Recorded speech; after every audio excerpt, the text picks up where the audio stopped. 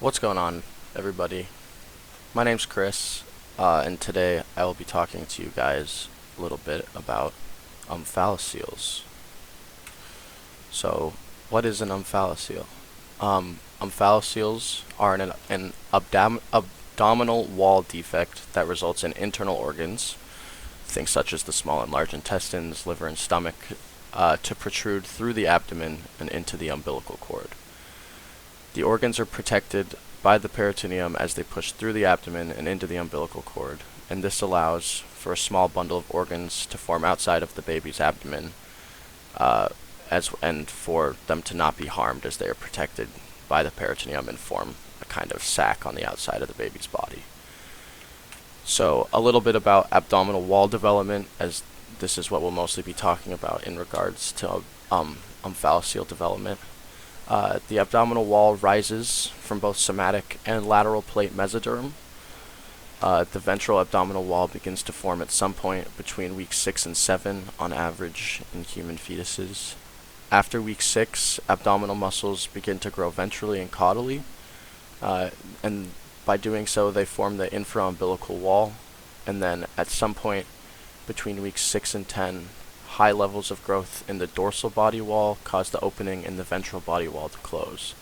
And what's important about this is in a normally developing baby, this step in the ventral body wall development, where the wall officially closes, this is what prevents omphalocele from forming, as the hole that is eventually closing is also the hole in which the intestines protrude through into the umbilical cord. And so in babies that do develop omphalocele, this hole never actually closes, and it allows for the organs to continue to push through into the umbilical cord and form that sac outside the body, like we see here.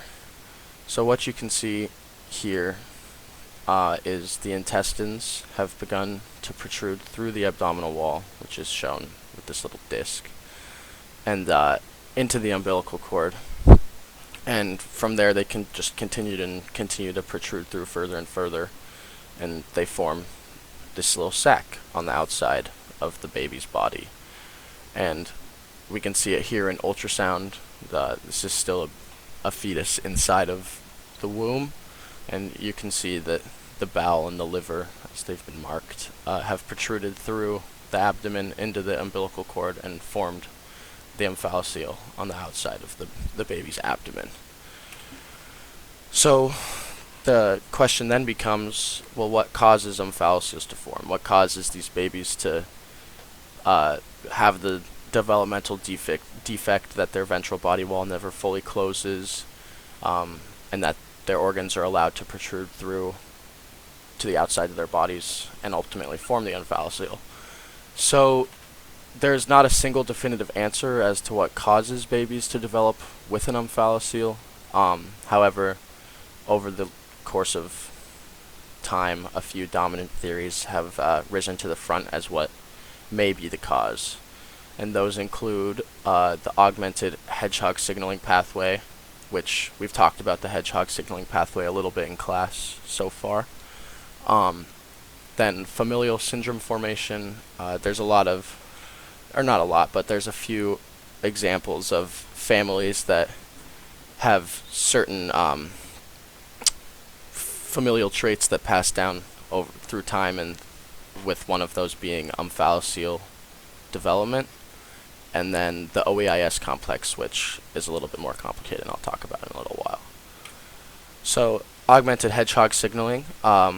The relationship between the hedgehog signaling pathway and the ventral abdominal wall isn't entirely understood. There's still a lot of questions that scientists have about what the interactions between the hedgehog signaling pathway are in relation to the ventral abdominal wall forming.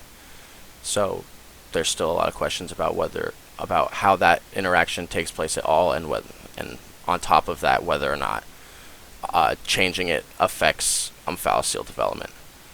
However, there is a lot of evidence to support the theory that augmentation of the hedgehog signaling pathway does result in omphalocele development. And one such example is an experiment in mice, where mice have been introduced to mutant ALX4 and GLI3 genes, both of which are influential genes in the hedgehog signaling pathway. And mice with the mutant genes, aka mice that are no longer the wild type, did display omphalocele development as well as pelvic girdle abnormalities. And so we can see that what we can see here is in the wild type mouse, aka mice that haven't been introduced to mutant GLI3 and ALX4 genes, there's normal gut formation. We're looking at a lateral view of the embryonic ventral body wall here, and as you can see, there's no omphalocele. The ventral body wall is completely closed off at the umbilical cord, and everything looks normal. However, as we move on to B, C, and D, where mutant GLI3 and ALX4 proteins are present, we begin to see formation of omphalocele in these embryos. In B, a pretty large one right there. In C, a little bit smaller, but still obvious. And then in D, the very obvious one where we can see the intestines have moved in, as well as other organs. And then down here, we can see a frontal view of the pelvic girdle in these same embryos. The wild type, everything looks normal, healthy pelvic girdle formation. And then once again in B, C, and D, with the mutant GLI3 and ALX4 genomes, pelvic girdle formation is clearly different than what we would like to see it be. So this experiment provided some information as to how the GLI3 and ALX4 proteins affect the hedgehog signaling pathway, as well as how changing how that pathway works affects formation of omphalocele as well as other problems in fetal development. The OAIS complex refers to a series of defects that babies born with omphalocele frequently are also born with. It stands for omphalocele exstrophy imperforate anus spinal defects. And once again, possible mechanisms for this aren't known entirely. There's no definitive answer. However, the possible mechanisms include a defect during the early blastocyst stage, or a defect during mesodermal migration during the primitive streak phase.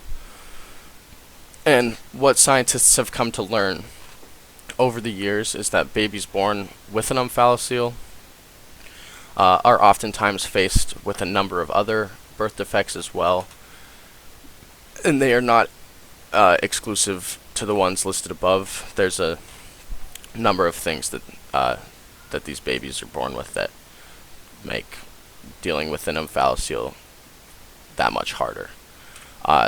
This is just a little chart showing what some of those are. As you can see, cleft palate, Beckwith-Weidman syndrome, there's all kinds of stuff, so those are listed here.